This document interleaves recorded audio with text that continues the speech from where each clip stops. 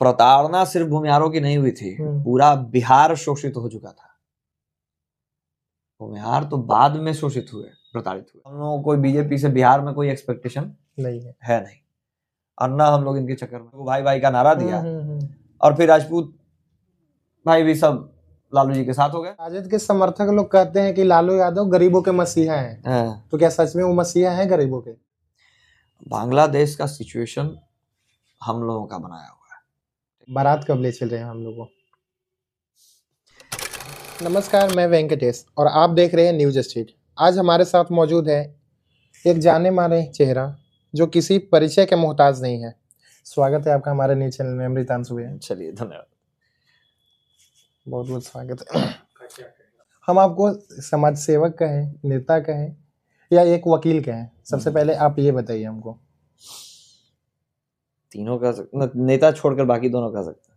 कैसे? समाज सेवी भी कह सकते हैं और वकील भी कह सकते हैं। कैसे कहे? अब वकालत करते हैं, पेशा है हमारा, तो वकील कह सकते हैं, और लोगों की मदद करना शौक है हमारा, तो आप समाज सेवी कह सकते हैं। नेता भी कह सकते हैं ना, नेता होता नहीं कहिएगा, नेता हमको गाली के स्वरूप लगता है। अच्छा, सुनिए कि आप यूपीएससी भी दिए हैं, यूपीएससी क्वालिफाई भी किए हैं। इसके बारे में हमारे दर्शकों को कुछ बताइए।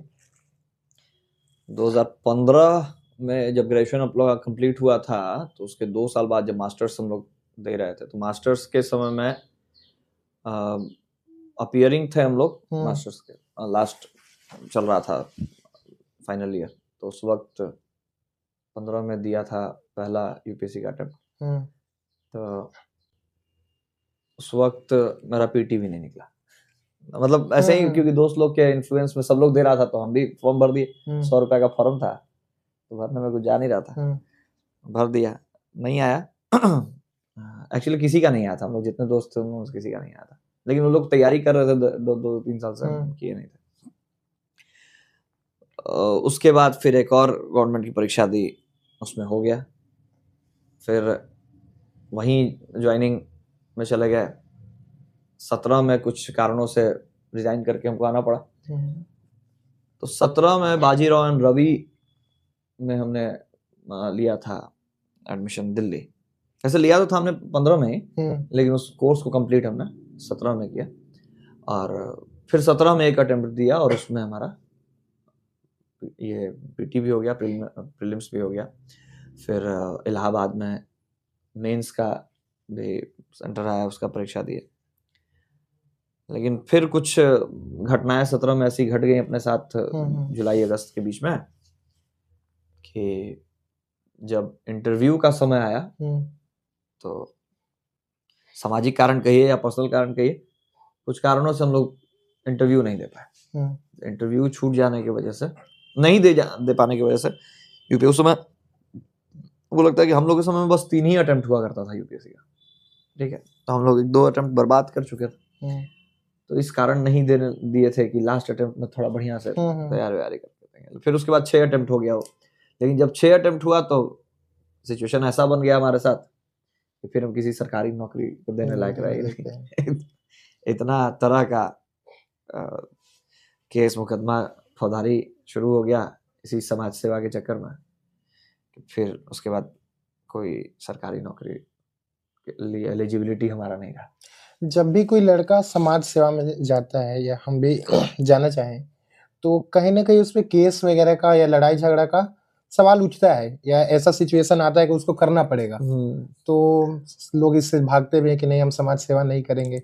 तो इससे क्या जाएंगे संदेश? तो ये, अगर आप सोशल वेलफेयर करने का चाहत रखते हैं, या फिर अगर आपको जुनून है, आपसे अन्याय बर्दाश्त नहीं होता, तो अन्याय के खिलाफ आपको न्याय की लड़ाई लड़नी पड़ेगी, समझ गए? और लड़ाई शब्द एक ऐसा शब्द है ना, कि वो आप न्याय का लड़िए, या जमीन का लड़िए, या समाज का लड़िए, अपना लड़ाई लड़िए, लड़ाई में केस होना ही होना है, समझ गया? यहाँ हो ये जाता है कि आप जब भी किसी के अगेंस्ट में लड़ते हैं, या किसी कुरीति के खिलाफ लड़ते हैं, तो उस रीति के पक्षधर भी बहुत होते हैं, और उनके आप दुश्मन हो जाते हैं। अगर आप किसी न्याय की लड़ाई लड़ते हैं, तो जिस व्यक्ति के न्याय के लिए आप लड़ रहे हैं, उस व्यक्ति के साथ जिसने अन्याय किया है, वो आपका दुश्मन हो जाता है। और उस दौरान इसके तरफ से जब आप खड़े होते हैं और अन्याय उसी के साथ होता है जो कमजोर होता है, तो आप जब कमजोर के साथ खड़े होते हो तो मजबूत से जब आपकी सामना सामनी होती है तो कई बार ऐसा सिचुएशन आता है कि या तो वो आप पर अटैक करता है या आप उस पर अटैक करना, आपको अपना जान बचाने के लिए मजबूरी हो जाता है। तो उस प्रसंग में कई बार केस हो जाता है, या फिर आप जब सामाजिक तौर पर कोई लड़ाई लड़ते हैं तब आपको मजबूरन कहीं आंदोलन करना पड़ता है, कहीं आपको धरना देना पड़ता है, क्योंकि सरकार डेमोक्रेसी में जब तक उनके ऊपर आपका दबाव नहीं बने, उनके कान पर जू नहीं रेंगता और उनके कान तक आवाज सुनाने के लिए आंदोलन करना पड़ता है। आप अपने आप को एक समाज सेवी बोल रहे हैं, तो इसमें आपके घर वालों का, माता पिता कितना सपोर्ट रहा? हमको 0% जैसा कि समाज सेवा करने में आपने कहा कि लड़ाई लड़नी पड़ती है, कुरीति के खिलाफ लड़ाई लड़नी पड़ती है, उसके बाद केस मुकदमा भी होता है, तो कहीं ना कहीं माता जो या पिता हुए ये तो कहेंगे कि नहीं हमको तो केस भी लड़ना है, पढ़ाई लिखाई करो, सरकारी नौकरी करो, बिहार में तो यही है। बस तो सही बात है। इसमें आपको लगता है किसी के भी, आप बिहार के किसी भी माँ बाप का सपोर्ट नहीं होता, सबका एक्सपेक्टेशन अपना होता है। हाँ, मजबूरी उनके पास होती है कि आपको, अब क्योंकि आपके साथ अगर परेशानी हुई है तो आपके वजह से परेशानी उनकी भी बढ़ती है। अगर किसी माँ बाप को परेशानी नहीं बढ़ती आपकी वजह से, या अगर ये आपके दंड संहिता में, कानून में ये नहीं होता कि है, ऐसे कानूनी तौर पर तो इंडिविजुअल ये है, कोई भी क्राइम जो है वो आपकी इंडिविजुअल रिस्पॉन्सिबिलिटी है, लेकिन कहीं ना कहीं आप क्योंकि एक सामाजिक तौर पर पारिवारिक भारत में रहते हैं, यहाँ न्यूट्रल फैमिली वाला सिस्टम तो है नहीं मैक्सिमम, खासकर बिहार जैसे और उत्तर प्रदेश जैसे राज्य में आप अपने परिवार के साथ ही रहते हैं, तो यहाँ कई बार आपके वजह से आपके परिवार को परेशानी झेलनी पड़ती है, क्योंकि जब भी पुलिस आएगी, आप वहां अगर नहीं मिले तो आपके परिवार, क्योंकि डिस्टर्बेंस तो होता ही होता है, पूछताछ करेंगे। तो उस परेशानी के बचने के लिए माँ बाप भले कोई एक्शन ले, ताकि अब आपको बचाना है तो, या अपने सुकून को अगर बनाए रखना है और नहीं ज्यादा जिल्लत झेलना है, तो वो तब आपके लिए वो करेंगे। नहीं अगर करेंगे तभी उसी सेंस में, अगर आप बाहर अलग रहते हैं, आपके ऊपर जो केस मुकदमा है वो आपका एड्रेस कहीं और का है, वहीं पुलिस आएगी, आपके घर पर नहीं आएगी, उसी सेंस में सिर्फ माँ बाप नहीं आपके लिए ये कर सकते हैं कोई जतन, अन्यथा तो जतन करना ही पड़ता है। तो सपोर्ट इसमें नहीं मिलता है, मजबूरी हो जाती है आपको बचाना। बांग्लादेश में हिंदुओं को मारा जा रहा है, उन्हें काटा जा रहा है, उनको बहुत सारी प्रताड़नाएं झेलना पड़ रहा है, तो इसके बारे में क्या कहेंगे? देखिए, बांग्लादेश का सिचुएशन हम लोगों का बनाया हुआ है, ठीक है। बांग्लादेश जहां भी, एक बात ध्यान आपका कहना है कि हम लोग जिम्मेदार हैं? हाँ बिल्कुल, हम लोग जिम्मेदार। आप पड़ोसी हैं ना, एक पड़ोसी अगर कष्ट में है तो पहला धर्म आपका बनता है उस पड़ोसी का ही कि आप उसकी सुरक्षा की जिम्मेदारी लें। तो आपका कहना है कि भारत सरकार बिल्कुल करना चाहिए था, नहीं कि हम लोग, हमारी कमजोरी है, सिर्फ बैठकर सदन में और न्यूज पर भाषण देने से नहीं होता है, जिम्मेदारी निभाने की चीज है। इंदिरा गांधी उस समय जतन की थी, तब ना मुक्ति वाहिनी का फॉर्मेशन हुआ और बांग्लादेश लिबरेशन हुआ। आज सिर्फ घर में बैठकर और सदन में बैठकर और न्यूज पर बैठकर और ट्विटर पर आप सिर्फ अपना थेसिस दे दीजिए, कीजिए कुछ नहीं, इससे कुछ होता नहीं। बांग्लादेश वही मार झेल रहा है जो बाकी इस्लामिक मुल्कों ने झेला। आपको क्या लगता है कि बांग्लादेश का जो ये सिचुएशन है प्रेडिक्टेड नहीं था? सोमालिया हो गया, लीबिया हो गया, ऐसा कई देश था, ईरान हो गया, अफगानिस्तान हो गया, ऐसे कई देश हैं जो एक समय में 50-50 पॉपुलेशन में थे, एक समय में 70-30 पॉपुलेशन पे थे।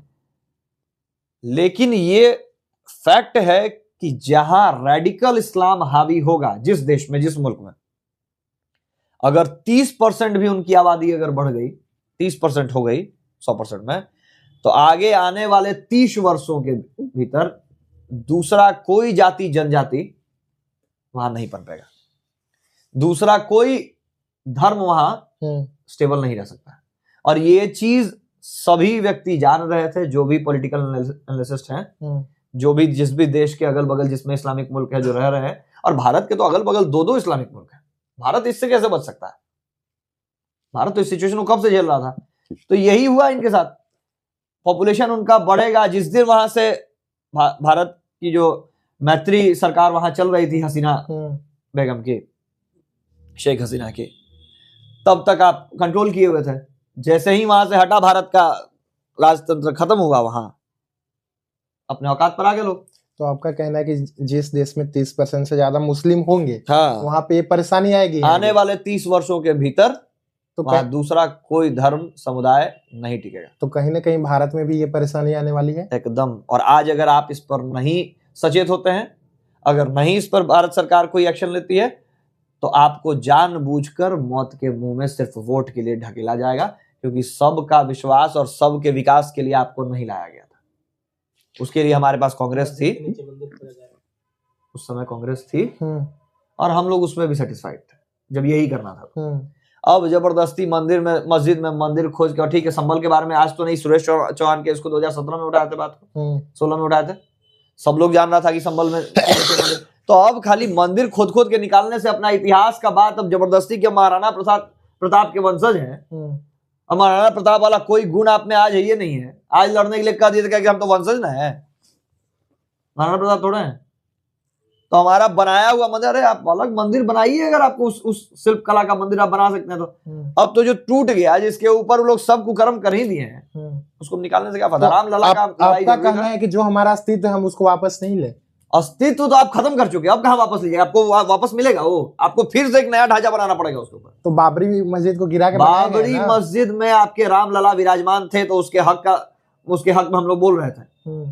मथुरा में आपके भगवान कृष्ण का विराजमान थे, इसलिए आपके हक में हम बोल रहे थे। लेकिन इन दो जगह पर ये बाबरी मस्जिद जो रामलला का मैटर था और इस संभल वाले मैटर में, दोनों में जमीन आसमान का भी फर्क है। और बाकी अब कहीं भी अब अनायास मस्जिद, मैक्सिमम मस्जिद, अब कल ताजमहल भी टूटेगा। जांच की बात तो उसपे भी चल रही है, कह रहे हैं जांच होगी।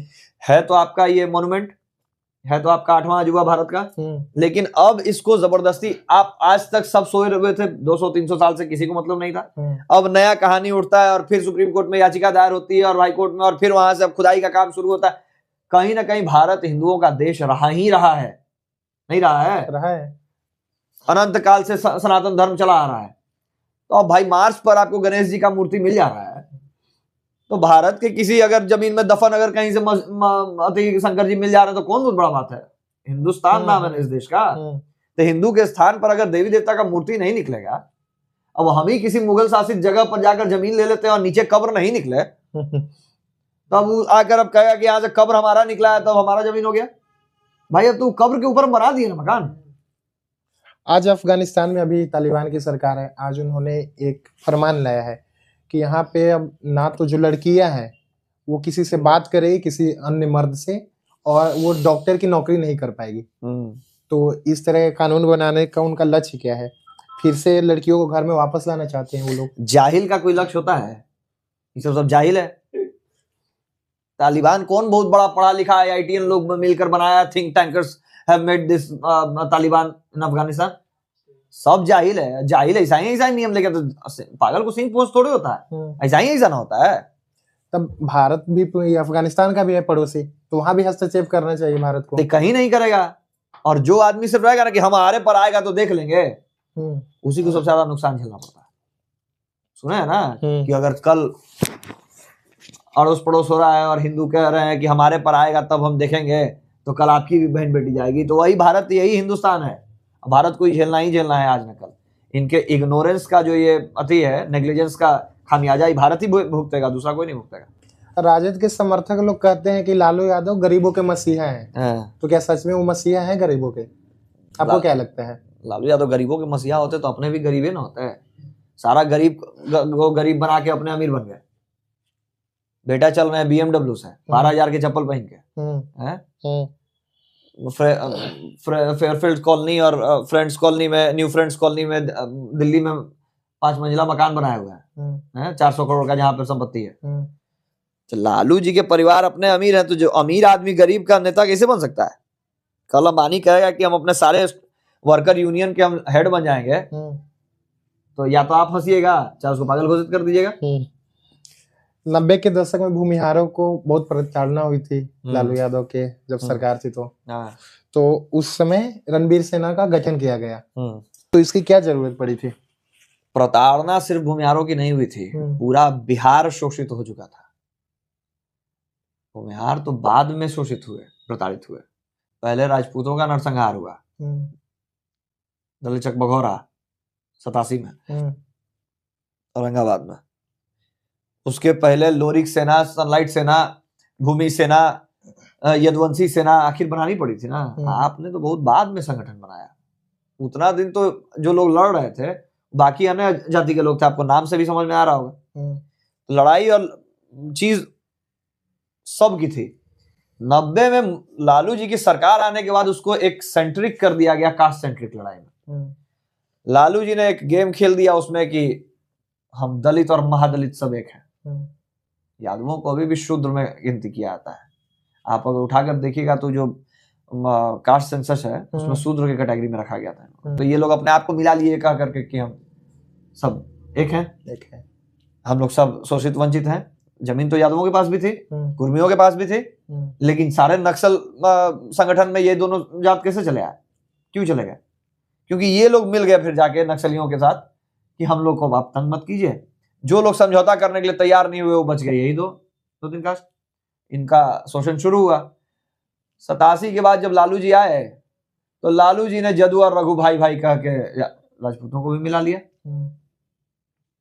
उन्होंने रघुवंश बाबू को मिलाकर जदू रघु भाई भाई का नारा दिया और फिर राजपूत भाई भी सब लालू जी के साथ हो गए, जिसका खामियाजा हो गया कि अब आप अकेले एक ऐसा भूमि वर्ग बच गया।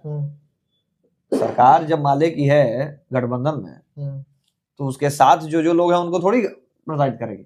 तो जो सब शुरू से आपके अगेंस्ट रहा और जिसने समझौता नहीं किया उसको खामियाजा भुगतना पड़ा और मजबूरी बन गई कि आप अकेले लड़ रहे हैं। एक तरफ पूरा सरकार, एक तरफ उसके सारे दूसरे जाति और एक अकेला भूमिहार। बिहार सरकार तो रणवीर सेना को नक्सली का उपाधि देते हैं। नक्सली का उपाधि कैसे देगी? कहीं बिहार सरकार क्वेश्चन भी आता है। बिहार सरकार का टेक्स्ट बुक ये उपाधि देता है। कहिए बिहार सरकार तो कहीं ना कहीं बिहार सरकार जब उसका टेक्स्ट बुक है तो सरकार ही करवा रही है ना ये चीजें। आखिर जब तक एक क्या कहते हैं उसको माइंडसेट तैयार नहीं करेगी सरकार, तब तक कैसे ये प्रूफ कर पाएगी कि नहीं हम गलत थे? क्योंकि बिहार सरकार की गलती और नाकामी की वजह से ही रणवीर सेना का प्रादुर्भाव हुआ था। तो आपको एक टर्मोलॉजी सेट तो करना होगा ना कि नहीं हम लोग गलत नहीं थे, सरकार को अपनी इज्जत बचानी है। अन्यथा नक्सलियों की तरह कब रणवीर सेना ने बता दीजिए कि कभी कोई पिकेट लूट लिया, किसी थाना में आग लगा दिया, किसी अथी को लूट लिया, मिलिट्री कैंप को लूट लिया, बता दीजिए किसी थाने वाले का हथियार लूट लिए। उल्टा हम लोग सपोर्ट ही किए। रणवीर सेना ने जितने पुलिसकर्मी थे उनकी सुरक्षा एक समय में रणवीर सेना दे रही थी, नहीं तो आधा पुलिस वाले डरे रहते थे कि कब पिकेट उड़ा दिया जाएगा। तो क्या असलियत तो बिहार में किसी से छुपा हुआ तो है नहीं। कोई जेल ब्रेक बता दीजिए कि रणवीर सेना ने कर दिया। संविधान के अगेंस्ट में चाहे सरकार के अगेंस्ट में एक कदम अगर रणवीर सेना ने उठाया हो। आपने जब समर्थन बंद कर दिया एक पर्टिकुलर कास्ट, एक पर्टिकुलर ग्रुप का, एक पर्टिकुलर क्रीड का, तब जाकर मजबूरन हथियार उठाना पड़ा लोगों को। और उसने अपनी सुरक्षा के लिए हथियार उठाया। कहीं कहीं जवाब देना पड़ा। कहीं आप बात समझ सकते हैं कि अगर उनके तरीके से जवाब नहीं दिया जाता तो शायद इतना कारगर रणवीर सेना नहीं हो पता कि आप आज उसका चर्चा कर रहे हो। तो कहीं कहीं मजबूरी हो जाती है। लालू जी की अब ऐसी क्या मजबूरी आ गई कि उनके बेटे A to Z समीकरण की बात कर रहे हैं और उस समय उनके पिताश्री भूमिहारों को अलग रखते थे, उनके अगेंस्ट रहते थे। लालू जी के बेटे को ये बात समझ में आ गई कि ये A to Z की अगर बात नहीं करते तो पिताजी वाली पॉलिटिक्स नहीं, पिताजी का खूंटा यहां से उखाड़ दिया था। लालू जी एक समय में दलित महादलित के अकेला नेता थे, तो टिक गए कुछ दिन। उसके बाद पासवान के नेता अलग हो गए, रामविलास पासवान हो गए। कुर्मी के नेता अलग हो गए, आरसीपी और नीतीश बाबू हो गए। बाकी अलग अलग कोयरी के नेता अलग हो गए, मलाह के नेता अलग हो गए, बनिया के नेता अलग हो गए। तो अब उस समय जो एक व्यक्ति को सब लोगों ने मिलकर ताजपोशी कर दी, अब वो बाइफरकेट कर गया अन्य नेताओं के बीच में। तो अब इनको समझ में ही आ गया कि अब यादव और मियां अकेले बच गया है। पहले जो हम 90% की बात कर रहे थे, अब तो मियां भी नहीं रहा इनके साथ, अब तो वो भी जन स्वराज की तरफ कर दिया। अच्छा हाँ, अभी एक नई पार्टी आई है जन स्वराज, जो 1 महीने पहले 2 महीने पहले बनी है और 10% वोट भी लाते हैं उपचुनाव में। तो क्या ये एक तीसरी पार्टी बनेगी जो दावेदारी कर सकते हैं मुख्यमंत्री की? हाँ, आज भले इस अगर आप कहिए कि 25 में कहीं आपको रिजल्ट मिले तो हम नहीं कहेंगे, लेकिन हाँ 30 के बाद भविष्य है इनका और तगड़ा भविष्य है। आज सबको अगर एक डर सता रहा है तो जन स्वराज का। कुछ लोग उसको प्रो बीजेपी भी कह रहे हैं कि बीजेपी ने खड़ा किया है, कह सकते हैं, लेकिन क्योंकि बीजेपी को भी बात पता है कि हम फुल फ्लेजेड नहीं आ सकते हैं बिहार में हाँ। तो उसने अगर एक विकल्प तैयार भी किया है तो जन स्वराज आगे का भविष्य हो सकता है। राहुल गांधी को आप कैसे देखते हैं? पर्सनल तौर पर अगर देखिए तो आदमी बढ़िया है, नेता वाला गुण उनमें है नहीं, इसलिए सब चीज ज्यादा। आप ये कैसे कह सकते हैं वो नेता प्रतिपक्ष हैं अभी, और आप कह रहे हैं कि उनमें नेता वाला गुण नहीं है? नेता प्रतिपक्ष, अब आप ही अपने बाबूजी के बेटा है, तब हम ये नहीं ना कहेंगे कि भाई हम तो अपने बाबूजी के बेटा है तो इसका मतलब उस लायक बाबूजी नहीं ना बन जाएगा। बात ये उस लायक है कि नहीं, इसका फैसला आपके हमारे हाथ में नहीं रहता है। आपको जबरदस्ती अगर किसी पार्टी का, क्योंकि आप सोनिया गांधी के बेटे हैं और नेहरू खानदान से, इसलिए आपको नेता प्रतिपक्ष बना दिया गया, क्योंकि बपौती है कांग्रेस उनके परिवार की, इसलिए वो मजबूरी बताई। कांग्रेस में ही कितने लोग पक्ष में है कि राहुल गांधी बने रहे? नहीं है। तो आपको ये चीज विरासत में मिल गया है, और विरासत में मिली हुई चीज का क्या कहेंगे उसको, लोगों के पास उसका मोल नहीं रह जाता, उसकी अहमियत नहीं रह जाती। तो देखिए, कांग्रेस हमारे बाप दादाओं की पार्टी रही है, ठीक है। 85 के बाद आई हुई बीजेपी, और इसने कितना अभी तक सही कर दिया हम लोग सब देख ही रहे हैं, जो उस फेज के 90s और 80s के लड़के हैं। तो हम लोगों को बीजेपी से बिहार में कोई एक्सपेक्टेशन नहीं है, और ना हम लोग इनके चक्कर में हैं। इसीलिए आज तक बीजेपी इतना दिनों के बाद भी, लगातार सत्ता में रहने के बाद भी, बिहार की सबसे बड़ी पार्टी नहीं बन पाई। एक और सवाल है कि भूमिहार समाज को हमेशा कहा जाता है कि इन्होंने दलितों का शोषण किया है, तो क्या सच में ऐसा है? भूमिहारों ने शोषण किया है या शोषक है ये भूमिहार जाति? भूमिहार संरक्षक रहा है सबका। बिहार में इससे ज्यादा जमीन किसी के पास नहीं थी, आपको सरकारी आंकड़ा भी दे दिया। बेतिया राज का जो 15,000 एकड़ जमीन गया, उसमें खाली भूमिहार ही बसे हुए हैं, और भी जाते हैं। जितना गांव भूमिहारों का आप देख रहे हैं, आगे मुसरटोली से लेकर के डोमटोली और चमरटोली बसाया हुआ है, वो आप ही की जमीन देकर बसाया हुआ है। तो अगर शोषक ही रहता तो आपको रहने के लिए आज कह दिए तो कि कोई दूसरा दादा आपको आधा कट्टा जमीन देके किसी को मुफ्त में बसाता है कोई तैयार नहीं करेगा? क्यों? तो शोषक किसको कहता है? जो आपका भी जमीन छीन ले वो शोषक है ना। भूमाफिया किसको कह रहे हैं आप? भूमाफिया उसको कह रहे हैं जो आपका भी जमीन, जो भूमि छीन ले रहा है गलत तरीके से। अरे हमने दिया है लोगों को, बसाया है, आधा बिहार हमारे जमीन में बसा हुआ है। जितना स्कूल, कॉलेज, अस्पताल आप देख रहे हैं आज, सरकारी हो चाहे निजी हो, वो सब भूमिहारों के ही जमीन में है।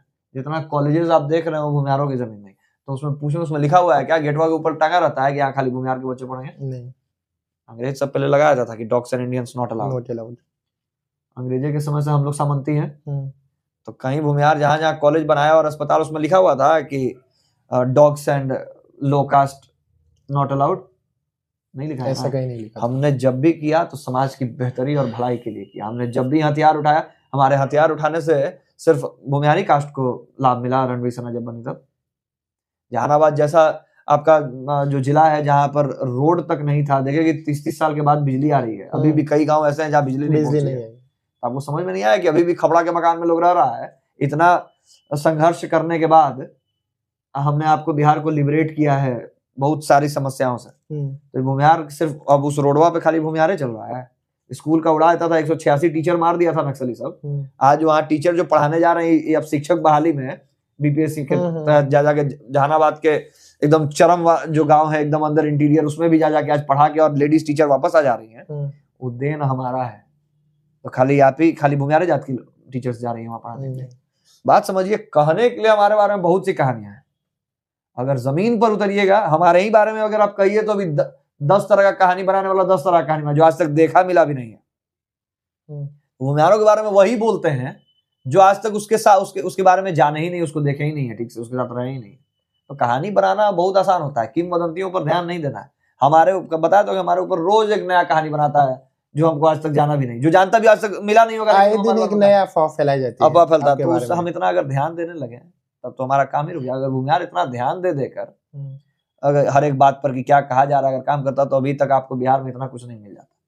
बिहार में हमने दिया, बिहार से कुछ लिया नहीं है, और आगे भी देते रहेंगे जब भी जरूरत पड़ेगी। जहां सरकार विफल हो जाएगी, जहां बिहार को जरूरत होगी और कोई इसके लिए तैयार नहीं होगा, वहां भूमियारी एक समाज है जो देकर अपना खून पसीना से लेकर के धन और संपत्ति तक इसका खर्च चलाएगा, ताकि दूसरे की बात पर ध्यान नहीं।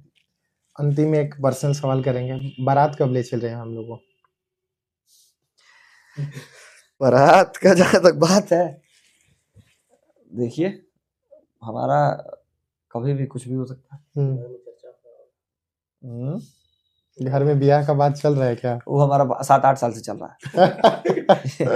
तो ये सब चलते रहना चाहिए। इसे भी जहाँ लड़कन कुंवारे रहे वहाँ ये सब बात चलना चाहिए। लेकिन कुछ आप लोग पहले भी एक बार हम एक शो में बोले थे कि कुछ चीजें हैं जिसको हम लोग शॉर्ट आउट करने में लगे, वो सब खत्म हो जाता है तो फिर जल्दी आप लोगों को अपडेट मिल जाएगा। चलिए, बहुत बहुत धन्यवाद।